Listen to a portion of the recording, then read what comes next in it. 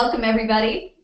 I'm Jennifer Rakes. I am the Executive Director of the TLC Foundation for Body-Focused Repetitive Behaviors. Thank you for joining us today for this really important webinar topic.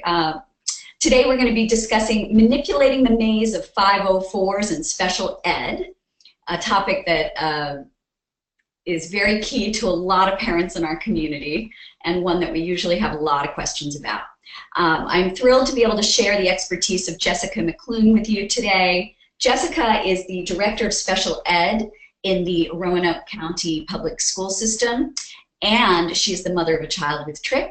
So between those two areas, she just comes to us with the perfect mix of expertise and a really unique perspective on this topic, and she'll be sharing that with us for the next hour. Before she gets started, I just want to let you know that this is an interactive webinar in the sense that you're able to ask questions, and Jessica will answer your questions at the end of her presentation. But if a question pops into your mind at any time during the webinar, all you need to do is go to your control panel and click on the Questions tab, and you'll be able to type your question in, and then I will field those questions to Jessica at the end of the presentation, unless there's something that comes up that is seemingly an emergency and needs to be asked in the middle of the presentation. But otherwise, we'll reserve question time for the end, and you can just type your questions in as they occur to you, and using that tab. And unfortunately, we can't see or hear you, but we are really grateful for all of you who are attending. And I'll just say that these webinars are a service of the TLC Foundation for BFRBs, and we're grateful to all of you who do make donations to support the work we do. That is what makes these resources possible, and everything that's on our website and everything that we do. So I thank you so much, and I hope this is a really helpful hour. I'm looking forward to it as a parent myself. So without further ado, Jessica, thank you so much. And thank you. Take it away. Okay, thanks so much, Jennifer. Again, my name is Jessica McClung, and I am honored to speak to you all today a little bit about my experiences with being a director of special education in a local school district here in Virginia, and also definitely being a parent of a 10-year-old who has trich, among some other things. So I am going to base this presentation in just simple mom talk, trying to give you all the information and resources that you can use after this webinar to help you with your child. So here we go. A little bit about my situation. A few years ago, it was right before Christmas. My daughter had a full set of hair. We noticed that there was some picking, pulling going on, and then by February we were completely distraught, as I'm sure you all have been as well. One of the blessings that I have in my situation is my job has allowed me to have access to a lot more resources than some families do. So I've tried to take our situation and turn it into an experience that I can help others who are going through the same thing. So I hope I can give you all a couple ideas today on how to best work with your child in your child's school district, because that's so important. Today, what I hope to share is how we can bring together positive outcomes for two of the most important people in our kiddos' lives, are parents and their teachers. So our goal is to try to work with the teachers to get the services we need for our kids. In my personal situation, when we first realized the diagnosis, and even though I have been in the field of special ed for probably about 25 or 26 years now, I had never heard the word trichotillomania until it hit our family.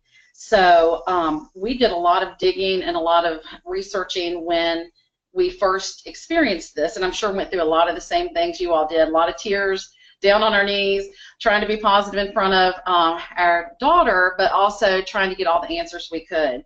One of the best things we were able to do that first year was to go to our first TLC conference, and that was when it was in Dallas. And so the connections that we were able to make there and the resources that we received there were so valuable to us. And I know if you were able to participate in any of them, that would be excellent. I remember the days when trich first entered our world. my daughter would get out of the shower and she would look in the mirror and she would see her hair and she would say, "Mama, help me, help me." So what has been, you know, an interesting process is we can't fix this. So my job as a parent and what I want for the educators in my daughter's life are to give her the tools to be as successful as she can and to understand this is not going to limit her in any way. Yep, you know, it's hard. We deal with some things other kids don't have to do and won't ever have to do, but we get through it. So I hope my journey can help you. And like this slide says, not everyone has to understand your journey. That's perfectly fine. You're here to live your life and not to make everyone else understand. I do hope you all understand, though, that I've been through some of the hard times. We've had great teachers, and we've had teachers who don't understand. We've had teachers who have made significant accommodations for my daughter and others that don't. So hopefully I'll help you with some answers. One of the most important things to start with is nobody in this world can love their child more and more unconditionally than a parent. And so when I go into schools every year at the start of the year, I think it's my job to educate the school because there's no way they will know my daughter like I do. And I don't try to do that in a negative light. I try to do that in a teamwork environment. So because they don't understand, and I'm just going to be perfectly honest, and I bet I'm speaking for several of you all as well, none of us really understood TRIC or a BFRB until it happened to us. So I do not expect my child's teachers to completely understand as well, but I try to give them resources to help. So as an educator, your teachers, your child's teachers should know what your child's strengths are, their weaknesses, their interests. We want them to play an active role in your child's life because our kids are sponges, and we expect them to lead by example. So as a parent, my job is to focus on my kid, and I want to focus on everything about my kid. Try not to be a helicopter parent, but I want to know how my kid's treated, how they get along with others. As teachers, their job is to focus on all the children in the class, how all of the kids treat each other. So I think if we're honest, our intentions are all the same. Our job as a parent and a teacher is to help each child as much as we can. So, and of course, every kid we have is unique. And as many of you all probably experience, not only do I deal with a child with a BFRB, my child also has a diagnosis of misophonia, which is, I thought, pretty uncommon, but maybe not, and that's hatred of certain sounds. So our world is very different than what I think any of our teachers would ever understand. We also experience Tourette's syndrome, and we've had multiple tics, and we have anxiety and obsessive compulsive disorder. So as you all probably experience, each piece with our children, so different. So here we go, trying to help understand. What I don't want to happen is when parents are working with schools, and if you get on Facebook or you get online, you see so many war stories and horror stories. So I thought I'd start by sharing a few funnies. The first one is from the parent side. It says, "This is a parent," and this is a parent after an IEP meeting. And an IEP meeting, any meeting you have with the school, you should not feel like that when you finish the meeting. You should feel energized because you're trying to come up with a plan for your child. I love the one in blue. It says, "Do you know where we put the boxing gloves? Johnny's IEP meeting is in the morning, and I want to be prepared." I personally like the bottom right, and it says, "I booked you a massage right after next week's IEP review." So unfortunately, that seems to be how a lot of families approach meetings with the school.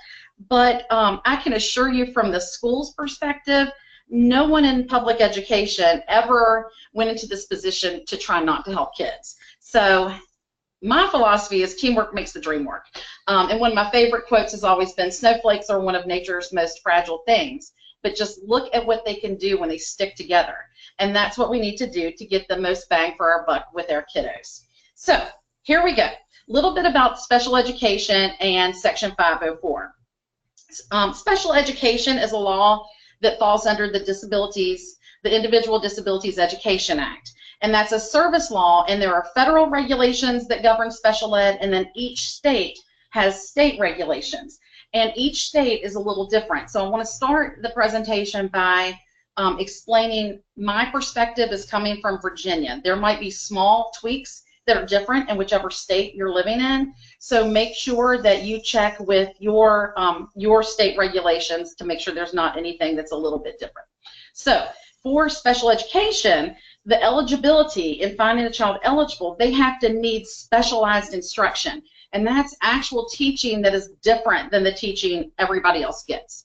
Section 504 is a little different than special education because it's more of an access law. You're trying to make sure every kid has access to the curriculum, access to the buildings. And it's generally, not always, but generally about accommodations and modifications that can help your kids succeed in the school setting. So a simplistic view is 504 is mostly accommodations, and special ed, you should also be receiving specific services for the disability area. Please also know, special ed 504, there is no black and white answers. There's a lot of gray, so I'm giving you some basic information, and at the end I'll be glad to share my contact information in case you guys have some specific questions that aren't answered. So if you're looking at special ed, the purpose is, when you're looking at eligibility, you have to have a three-prong approach. You have to have a disability, and there in Virginia we have 13 disability categories, and disabilities are things like learning disabilities, emotional disabilities. Other health impairment is a disability, and a lot of our kids with BFRBs fall into that category because it's considered a health impairment. But having a disability is not alone going to have your child eligible for special ed.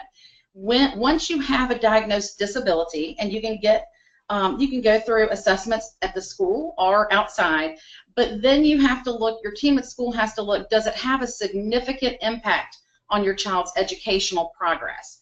So if you're looking at, say, a learning disability in reading, you would also have to make sure that that disability is so significant that it's impacting your child on a day-to-day basis in the classroom. And then if you can answer yes to those questions, you also have to be able to state that this child requires specialized instruction. And remember, that is individualized instruction at their level. So to be eligible, it's really a three-prong approach. So you have to be able to answer all of those questions. And I'll try to give you some examples to help make sense of all of this. There are a lot of kids, and adults for that matter, who have a diagnosis of maybe an attention deficit disorder.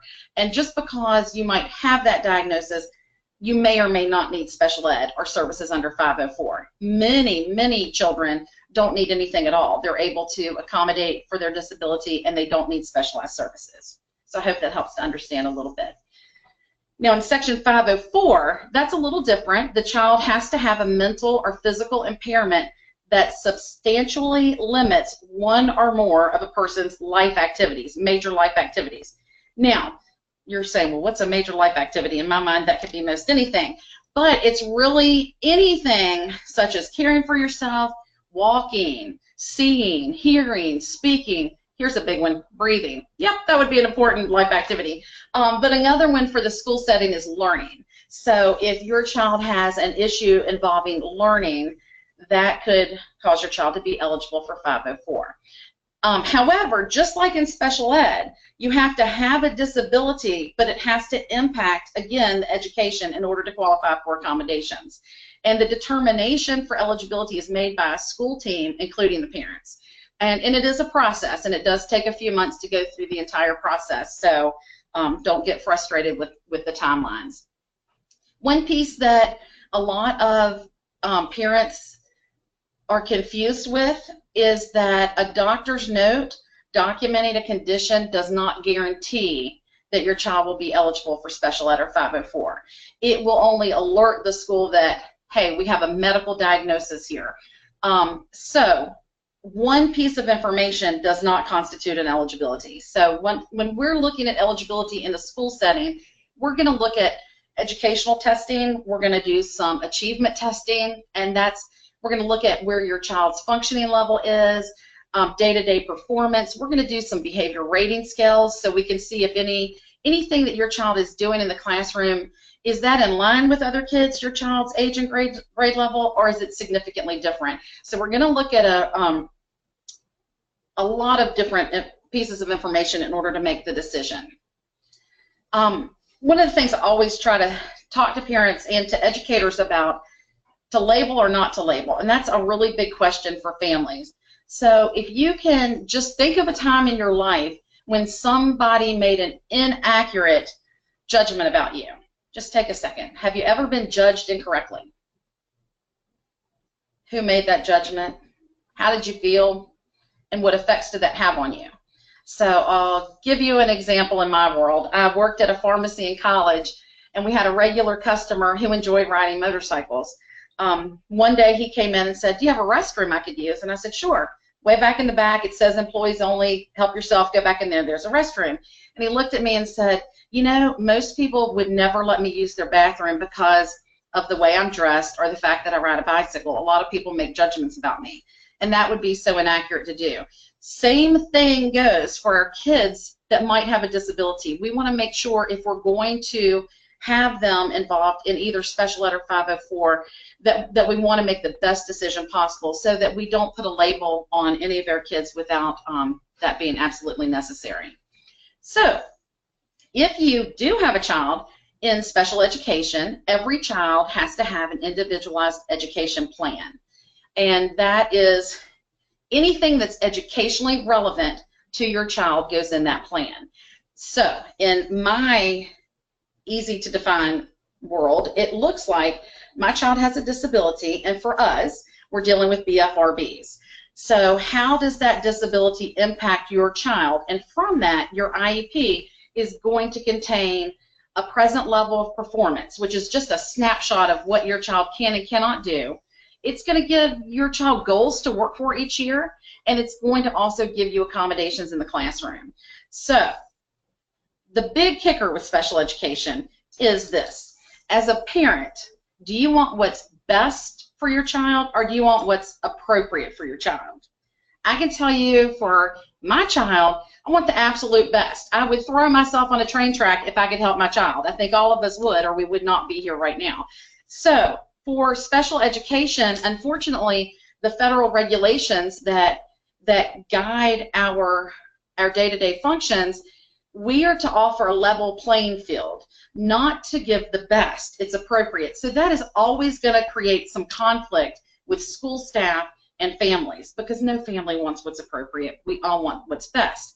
However, what's best is really just working with each other to come up with a win-win situation. And if you do have a child who does receive a special ed diagnosis, it does not mean your child is incapable of learning. Absolutely not. It just means they need some additional supports to be successful. I never want a disability, whether it's IEP, 504, to be a negative in my child's eyes. So hopefully, I'm sure you guys feel the same way. When you have a child in special education, your child is also eligible for something called related services. And these are necessary if you have to have them to benefit from your education. So related services could be anything from speech services. If a child is deaf, we would, of course, give an interpreter. Psychological services can be put into IEPs. We have school psychologists, and they can do some individual counseling with their kiddos, especially if they're going through a hard time. If they've had a bout of pulling and they're feeling uncomfortable in school and you're starting to see some signs of depression, you might want to ask about psychological services. All districts have the ability to provide that. We also offer physical therapy and occupational therapy. But remember, in order to qualify for this, it's not like a menu I get to choose from. You have to say, without this service, these related services, my child's not going to benefit from their IEP. So there is a criteria to have the services, but they are definitely available to families. Another service that could be important for us who have kids with BFRBs are help from our school nurse. I have spent quite a bit of time with our school nurse. And there's also parent counseling and parent training that can be provided to you all. So any of that is available. Now, as for the process for 504 and IEPs, in a nutshell, you make the referral, and anyone can make a referral.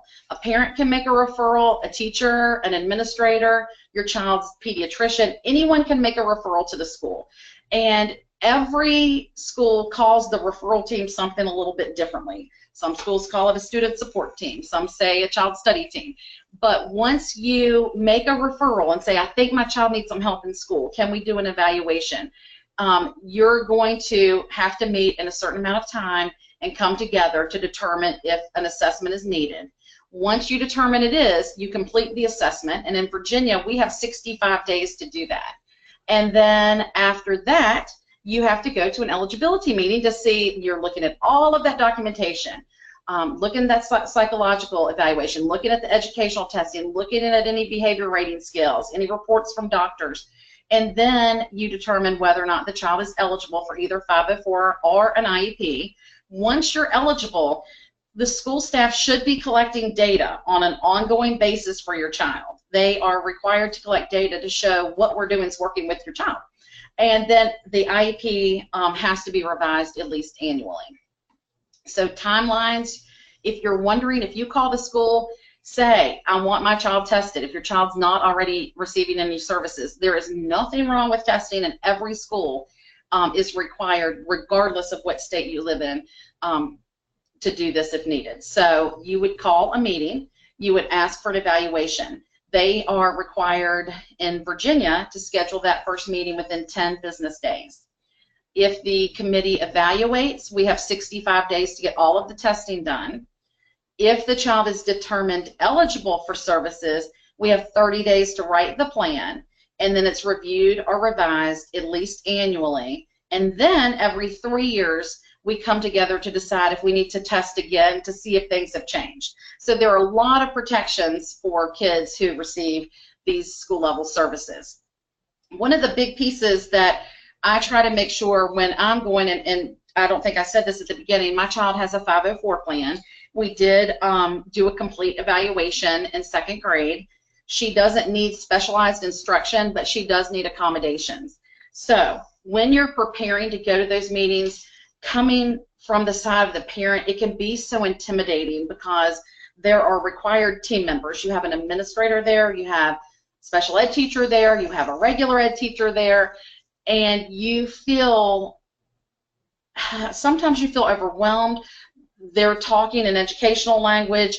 It can be very stressful for a family. So take a deep breath, stay organized when you go to your meetings. If you need to, and sometimes I can ramble, I make a bulleted list of things I need to discuss when I go in.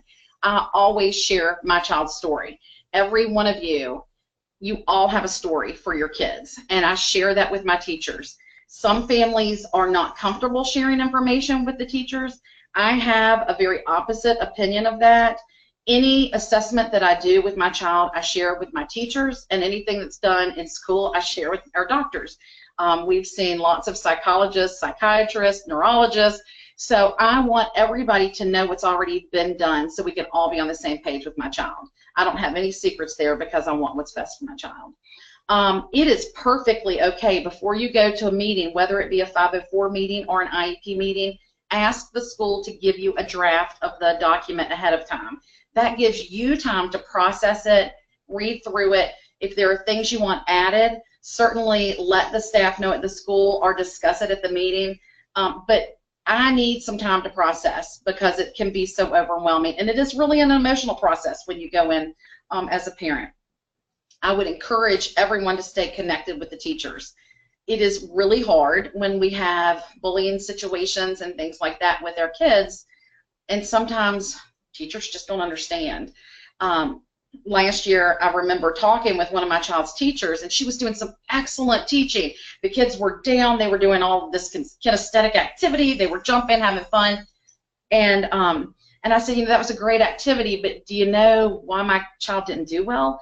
And she said, no, I have no idea. And I said, because it was so movement involved, she was worried her wig was going to fall off the whole time. So she doesn't concentrate when she's doing things like that. It's a great activity for most kids. So staying connected just so your teachers can understand where you're coming from and where your child's coming from. And I always do that.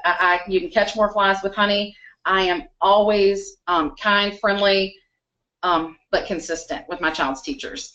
I do share with teachers the hopes I have for my child, the goals for my child, and I'm not afraid to ask questions. Don't be afraid to ask questions. I know you might feel, well, I don't know, or I don't have that level of training that they have. Don't be afraid to ask those questions. You have to be objective in the meetings, and it's important to be open and honest. If you have something that's eating at you that you feel is not right at school, and you have either your mama gut feeling or your daddy gut feeling, talk about it to your school. Don't be intimidated to do that. I will never forget when my daughter was in first grade. She was having some issues with tics, and she had a nose blowing tic. She wasn't really blowing her nose, but it sounded like she was blowing her nose. And her teacher didn't understand that. And so for a while, if you think it's uncomfortable being a parent, think of what it's like to be a director in a district where your kid goes when you have to confront teachers. That's also another stressor. And I feel like I waited too long to address that. That teacher was doing some inappropriate things. She got mad. She wouldn't let her get up out of her chair to get a tissue. She made some inappropriate comments to her, and you should always feel comfortable enough to be open and honest with the staff you have with your child. Don't be afraid to ask questions. Now, if you do have some concerns, I always think that it's best not to plan a surprise attack on the school. If you have things that you're upset about or want addressed, the best thing I could recommend would be to share that with your school staff ahead of the meeting. In doing that, it gives them time to process and think through how to respond to you. Plus, it also gives them time to think, some of those are pretty good suggestions. Maybe we can do that. So if you have things that you're not happy with, let the school know ahead of time. That's just a very professional and respectful thing to do. When you're at your meetings, bring anything with you that can help the school. If you want to share outside evaluations, if you want to share resources, every year I take a bag of information. What is Tourette's? How does that look in the classroom? I share the TLC website with the teachers. I give them all of that so they can be educated. But there are times I have to say, this is what I want, and the school says, we can't do that, and there are times we just have to agree to disagree, and I don't let that become a big bugaboo that would hold back on progress with my child. Another really important thing for you all to know as parents, once you get through the IEP meeting or the 504 meeting, you do not have to sign it right there at that meeting. Just like I think it's important for parents to give schools notification ahead of time, I think it's important for you all to have time to process that IEP meeting, take it home, stew over it, read over it, make sure it says everything you agreed it would say, and then sign it and send back later. There's nothing that prevents you from doing that. Also, I think it's helpful if you are feeling uncomfortable, ask somebody in your family to come to the meeting with you. It's always good to have support from your A-team, and I got that from my dad. But you have to have a group of people you can trust and that have your back. And frankly, sometimes I'm emotional. I'm really good in meetings with other people's kids, but when it's my own child, I sometimes get emotional. So I need somebody to go to keep me on the straight and narrow and to help me remember what we're there for. So it is perfectly fine for you to bring someone from your A-team to a meeting. Some of our parents have advocates that work with them, and I've had good and bad experiences with that. Most of the advocates we have in Roanoke County, they are excellent resources for our families, and the ones that work with us, we really are able to do some good things for kids. So don't be afraid to bring somebody with you to a meeting. If you do have problems, though, that continue, always go to the source first. And that's hard to do, and I think as I get older, I've done it a lot better now. But if you're not getting answers to your questions, go to your principal at the school. If you still don't get answers, someone at your central office should be able to help you. Now, when there's major dispute, there are several options that parents can seek to try to help with that. The first is mediation, and the way I explain this to families, it's kind of like both sides come together. It's very open and upfront. There's a neutral person who leads the meeting, and you really just come to that and you try to give a little, take a little, and meet in the middle. Each state also has a complaint process, and you would have to look on your state's Department of Ed website to find out the specific for where you are living. But state complaints can be made, and then when the state receives that, they'll call me and say, hey, we've gotten a complaint, and there are timelines involved, but we have to basically document that we've done things in line with our regulations. And if we don't, the state works with us to come up with a corrective action plan so we don't do that again. I will say I make mistakes every day. I try and I do my best for kids, but there are also times I might make a clerical error. So if we have indeed made an error, the state's going to work with your district to try to help work through that. Parents also have a right to a hearing, something called a due process hearing. And if state complaints are like marriage counseling, due process, it's like a divorce. You're probably not going to get a relationship back with your school district. So it can be a very intimidating process for parents and school staff. My goal is to always try to avoid that level of conflict, because I really do think when we're working together, we get a lot more services for our kids. And then if you feel that your child has been discriminated, you can always call the United States Office of Civil Rights. So hopefully that helps understand the conflict resolution piece. The next thing I want to share with you all is a resource that I created, and you will be receiving the PowerPoints. They'll mail that to you, but you can also check out the website that I developed called Trick or Treat Virginia. And basically, any handouts that I did last year at the annual conference are here, but I've given you all some more resources about special education. So if you go to the special ed link on this site, you will find how to prepare for your IEP meeting, how to get yourself organized, what should I bring to the meeting, what are the disability categories, and I did this for Virginia. What are the timelines, and what's the difference between a medical diagnosis and an educational diagnosis? Again, and that's where I was saying you can have a medical diagnosis of autism, but you don't need an educational diagnosis. So they are different. What happens in school is different than in the medical field. So there are video links here that you can tap into. And this is just a visual of what I said. In order to be eligible for special ed, you have to have a disability, and then there has to be an adverse impact on the child's performance.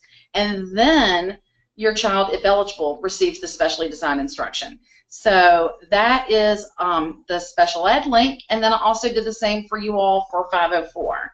So again, 504 is the civil rights law, prohibits discrimination. And so what you'll find, and I tried to find the best sites I could to help with parents and specifically for schools. So there are frequently asked questions, websites you can access, and then I did a comparison of what it looks like for eligibility for 504 and special ed. And I know it's a lot of information to cover in, say, 30 or 45 minutes, so I wanted to make sure you had something to take home and have as a resource. On a personal note, I did share some of our favorite websites that we've used ourselves, of course, TLC Foundation, some of our Facebook groups, Tricky Parenting, some stuff about Hair Club for Kids, a great headband place I found for my child. So hopefully these resources can help you all, and you can just have them as a hot link later if you need to access that. Let me take you.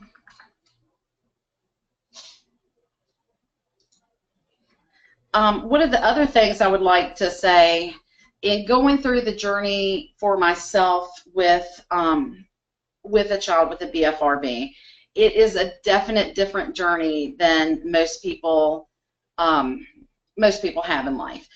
And even though it's been hard, and I'm sure it's really hard for all of you all too, all of our stories are different, but they're all tough. There's been a lot of good to come out of this. And one example I can say, a few weeks ago, we were camping, and we had some friends who ended up spending the night. And my daughter, she cried. She goes, "What am I going to do? They don't know I have a wig, da-da-da-da-da." And so we got through that, and the next day she goes, "You know what, Mama?" She goes, "If I didn't have Trick, I never would have been able to meet those friends at the conference." So it's really, it's not the club we all wanted to be in, but since we're here, I definitely think we work together with schools and families to make it a great situation. I know some of you all have heard Welcome to Holland, but this has been one of my favorite stories or poems for many, many years, and I thought I would share it for those of you who haven't seen it. So this will take about 2 minutes.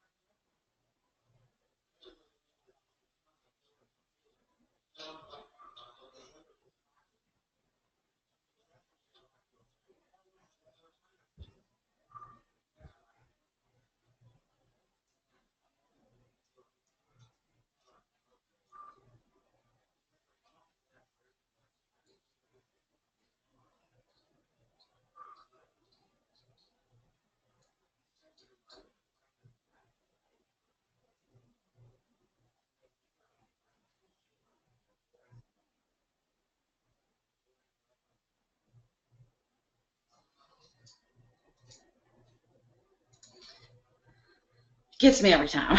So I'm sure I speak for all of us. I wouldn't trade my Holland for the world. It's tough, but you all are all advocates for your kids, and I truly believe if you will work collaboratively with your school in relationship to 504s and IEPs, you guys are going to have some fabulous success. So with that, just wanted you all to know we've saved a lot of time for question and answers, and I did have my email and phone number listed on this presentation. So if you do need to reach out about an individual situation that you're not comfortable discussing in a public forum, I welcome you to email me or let me know, and I'll be happy to try to give that some attention. So with that, I will ask Jennifer to let me know what questions you all have had, if any.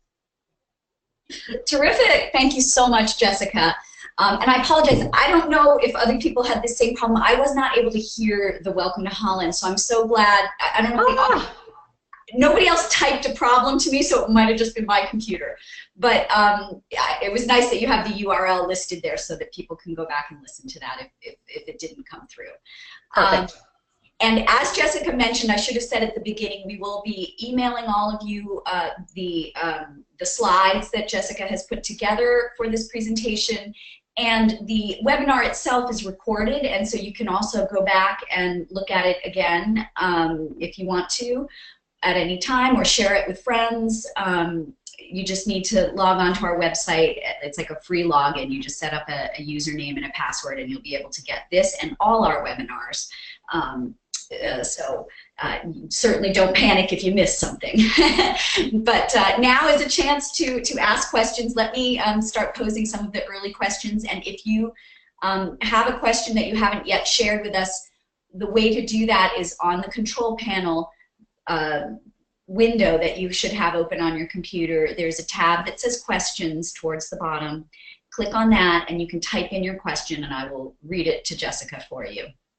And then follow up by email with her if we don't get to your question. First question is from Dave. He says, we learned of our daughter's trick behavior in January of this year. She's never wanted her teachers or anyone else at school to know about what she's dealing with. She gets CBT, and the therapist said that is fine, that we don't share the situation with school staff. Is this the best recommendation? She's a 7th grader, and to date, we haven't mentioned anything to the school. Oh gosh, that's so hard. My daughter is completely opposite of me. I share too much, and she does not want anyone to know. It has come, my personal belief is that she might have situations, I'm not sure what she does with her hair, if she wears headbands or hats. In a 504 plan or an IEP, you would be able to have accommodations to allow her to wear those. A lot of schools don't allow hats or specific headbands. So my thought is have one person you can trust that that won't, if you're not comfortable moving forward. But in 7th grade, my daughter's only 10, and truly I've educated her a lot about what's happening, and she has to be an advocate for herself. And just, I think I would take it from her, but you might want to let her know there are a lot of things they can do in school to help. Let me give you some examples. And I actually can share with you, if you don't mind me doing so, some examples of what my daughter has in her 504 plan. So with her, if there, and some of these aren't related to trick, but if she's making noises, has a tick, that I do not want people to embarrass her in class. So if she has to use noise-canceling headphones because she can't concentrate because of her misophonia, I want my daughter to have a plan, because if there's a substitute teacher, and this is a sloppy copy with my child's name X'd out, but you'll be able to note, I don't want a substitute teacher to come into the building and draw attention to her tics.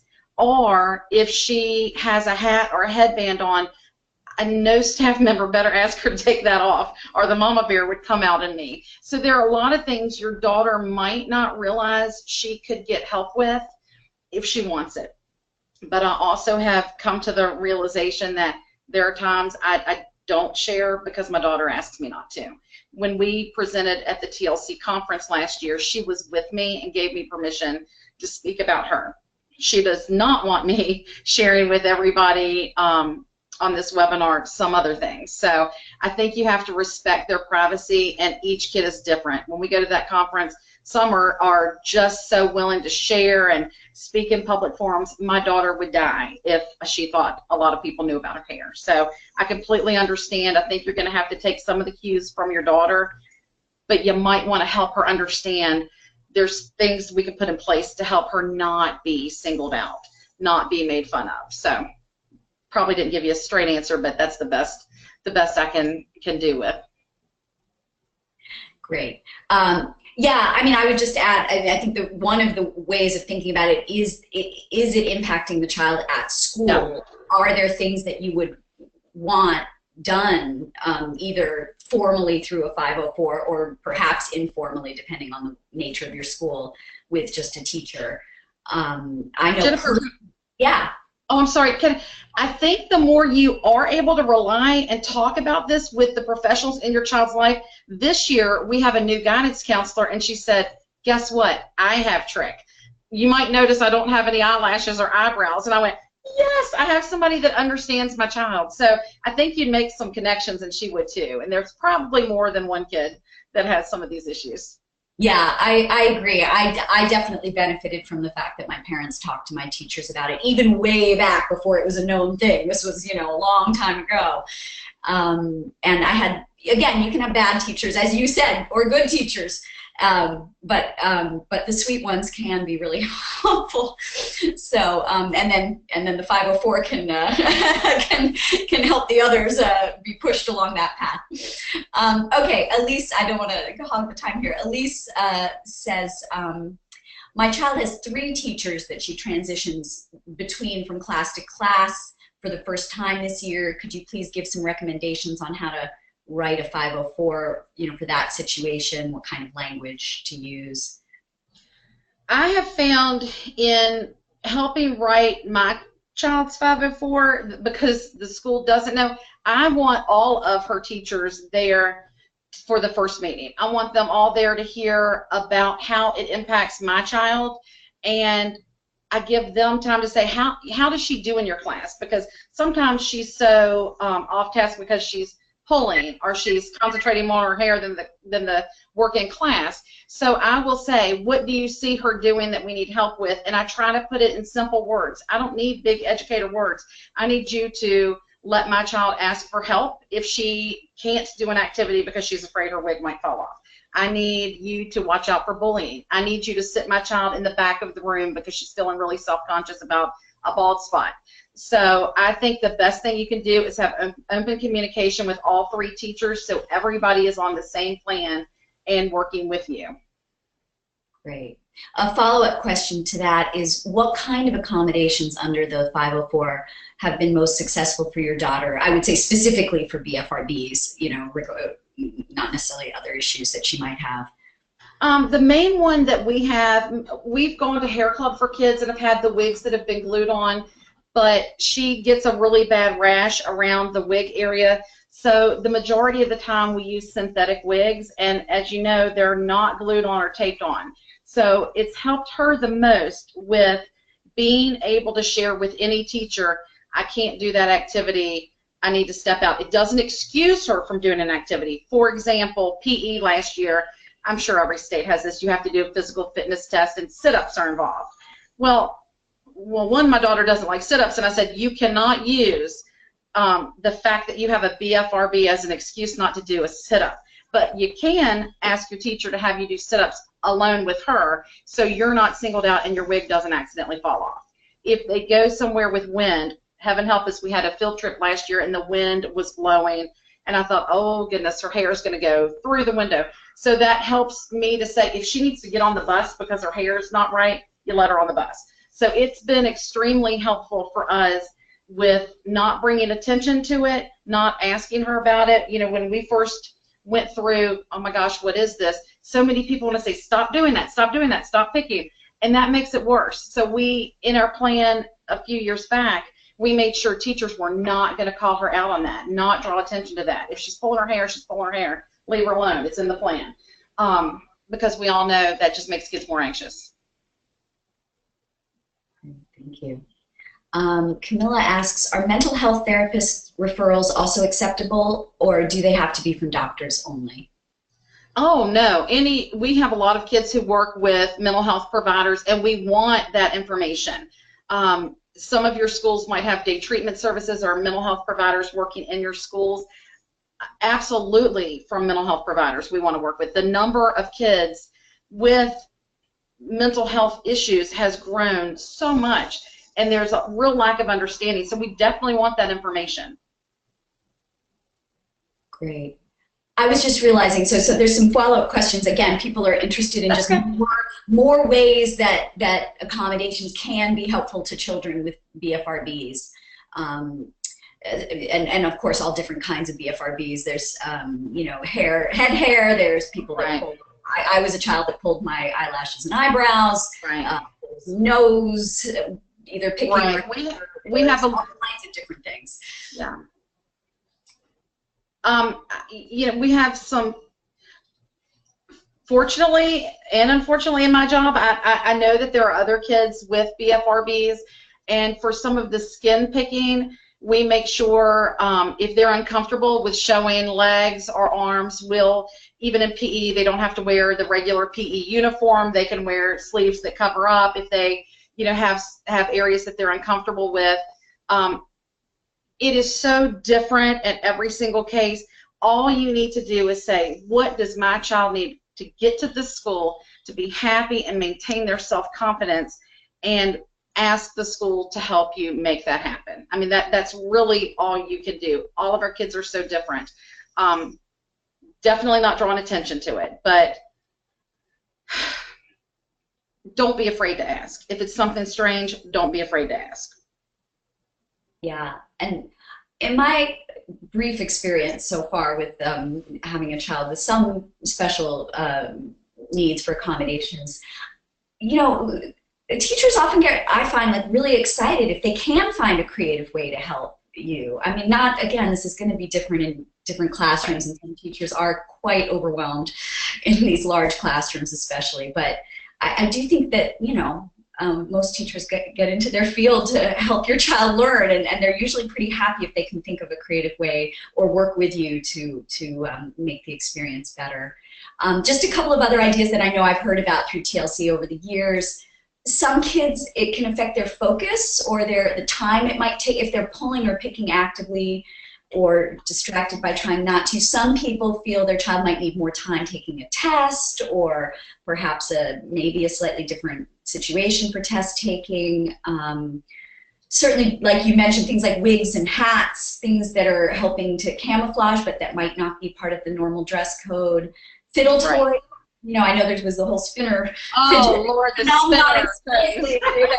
You know, put a whole nother atmosphere around fidgets. But in general, like some kids with BFRBs really need to be able to have fidgets, or they might need to have Band-Aids on, or just things that maybe are not normally allowed in you know, on their desk, or those kinds of things. So it's, you know, or you may feel that whatever my child doesn't pull during that class and they don't need that, but so this is not something that's blanket to all kids. I think Jessica said it so well, like just thinking about what's really going to make your kid's day. Right, and I will say, just remember, because we are trying so hard as parents to do anything we can that might help our kids, remember the extra time on test is a great thing, or even assignments. However, when you give them extra time on one thing, they're missing another activity.